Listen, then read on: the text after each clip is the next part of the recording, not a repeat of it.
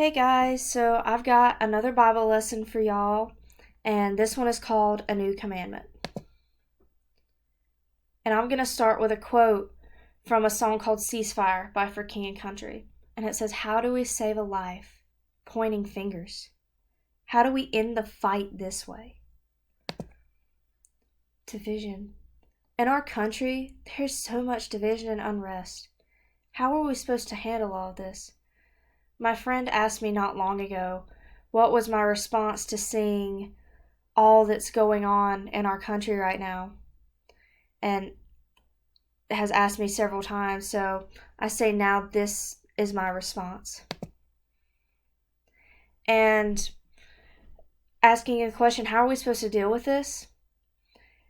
This morning I heard a pastor say, when looking at all of this, we don't need to look at what the world's telling us. We don't need to listen to all the other voices. We can hear them, but it should not trump the voice of God, the voice of truth. It should not overcome the Word of God, because the Word of God is constant. It does not change. It is unfailing.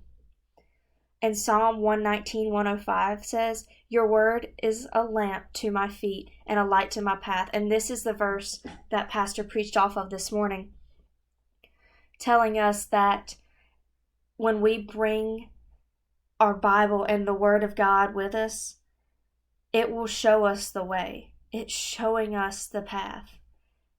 And it gives us the answers we need. And also, I wanted to point out, I'm looking at this from a biblical standpoint. I don't want to get political. That's not my goal. Sure, I have a political opinion, but right now, I don't want to share it. Half the time I hate talking about politics anyway, because as we've seen in our country, it can end in a mess. So I want to look strictly from a biblical standpoint and not get into politics, not get into one side or the other, because that's not what my goal is here. My goal is to spread truth from the Bible, not opinions from politics. And I think the Bible gives us a clear message on how we're supposed to deal with this type of thing in John 13:34. And it says, "A new commandment I give to you, that you love one another as I have loved you, that you will also love one another." The common thing we see here is love. We see this loving of one another because we were loved first, as 1 John 4:19 says, we love because he loved us first. And we notice it said love one another. It never said love one another only if. It's not loving one another only if they agree with you, or only if they look like you, or only if they wear the same uniform as you. No. It said love one another and ended there. Love one another, period, no matter what. And Matthew 5:43-44 can tell us what sometimes we don't want to hear too much. "You have heard it said, 'You shall love your neighbor and hate your enemy.' But I say to you, love your enemies, bless those who curse you, do good to those who hate you, and pray for those who spitefully use you and persecute you." We're called to love those even that don't love us back, even if they spit in our face. And I think a beautiful picture of this is Christ going to the cross. He loved those who beat him, tortured him, spit in his face, and killed him. He still loved them, and we are called to love like him, unconditionally, no matter what. So we can love those who disagree with us. Just because someone has a different opinion doesn't mean we have to hate each other. In fact, we're called not to. And I think this line is very profound talking about this, and it's grace was made for those who don't deserve it, and that's still from Ceasefire.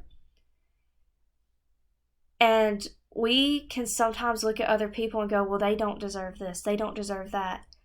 Well, grace was made for those who don't deserve it.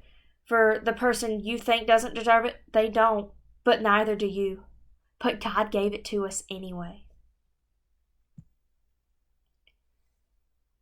And I think in this world, we preach trying to spread love and end hate. But while claiming we're spreading the former, we seem to be fueling the latter. And that's because we tend to forget something. We look at all these people and we tend to put labels on them based on all these different things. But we forget the most important. We're all human. If you cut yourself and you start bleeding, you're going to bleed red. If not, you probably ought to go to the hospital because there's something seriously wrong. But no matter what skin color you have, what uniform you wear, what job you have, how much money you have, it does not matter. You're human. Just like the person beside you, just like your next door neighbor, just like that person down the road, just like that person you may not like. We're all human. And Psalm 134, 13 through 14 emphasizes that point. For you formed my inward parts. You covered me in my mother's womb. I will praise you, for I am fearfully and wonderfully made. Marvelous are your works, and that my soul knows very well. God made all of us. All of those people I have named, He made us, and He loves us, and every single one of us is human. And I love this line by Bleed the Same by Mandisa. And it says, if we're going to fight, let's fight for each other. If we're going to shout, let love be the cry. Because often when we turn on the news, or heck, half the time when we look outside, it feels like we can barely hear ourselves think over the sound of everyone yelling and screaming at each other. And for everybody fighting each other. But I love this. Let's fight for each other. And let love be our cry. And I end with this. We hear the term spread love all the time, and half the time we think it's so cliche because we hear it all the time. But we hear it all the time because it's true. If we spread love, spread the good news and love of the gospel, and show love to others, think of how much better this world would be. How much kinder it would be. This world can be so beautiful, but we have to make it beautiful.